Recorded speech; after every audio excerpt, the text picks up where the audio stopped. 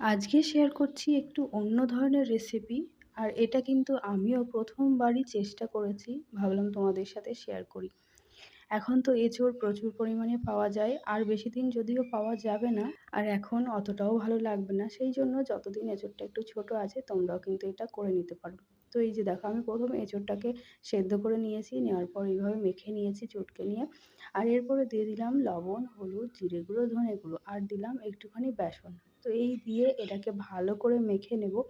খুব ভালো করে মেখে তারপরে ছোট ছোট করে বল বানাবো। আর তোমরা কিন্তু চাইলে এর মধ্যে পেঁয়াজ, রসুন এগুলোও দিতে পারো। আমি যেহেতু নিরামিষ করে রান্না করছি সেই জন্য কিছু দিইনি। তো এইভাবে দেখো ছোট ছোট করে বল বানিয়ে নিচ্ছি। এরপরে আমি মশলাটা রেডি করে নেব। তো আমি যেহেতু নিরামিষভাবে রান্না করব, পেঁয়াজ রসুন কিছুই তো দেবো না।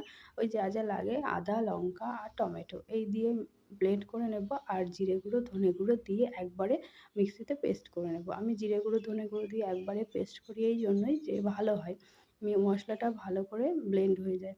তো তারপরে একটুখানি জল দিয়ে এটাকে পেস্ট করে নেব। আর এইদিকে কড়াইতে তেল দিয়ে এই যে বল বল করে যেগুলোকে বানিয়েছিলাম এগুলোকে ভেজে নেব।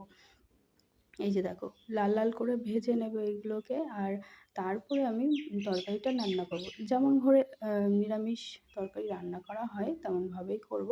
তো দেখো, প্রথমে এগুলোকে ভেজে তুলে নিলাম। তারপর লাস্টে যে কটা ছিল সব দেখো একবারে ভেজে নিয়েছি। এই যে দেখো, এগুলো ভাজা কমপ্লিট হয়ে গেছে। এরপর আমি তরকারিটা করে নেব। কড়াইতে শুকনো লঙ্কা, তেজপাতা, গোটা জিরে ফোড়ন দিয়ে দিলাম। এরপরে কেটে রাখা আলুগুলো দিয়ে একটু ভেজে নেব। একটুখানি লবণ, একটুখানি হলুদ দিয়ে দিলাম পরিমাণ মতো। এরপরে যে মশলাটা রেডি করেছিলাম সেটাকে দিয়ে দিলাম। এরপর এটাকে খুব ভালো করে আমি কষিয়ে নেব। ঢেকে একটু রেখে দেবো। রেখে আবার একটুখানি কষিয়ে রেখে এটাতে জল দিয়ে দেবো পরিমাণ মতো। তো ভালো করে কষিয়ে নেওয়ার পর জলটা দিয়ে দিলাম।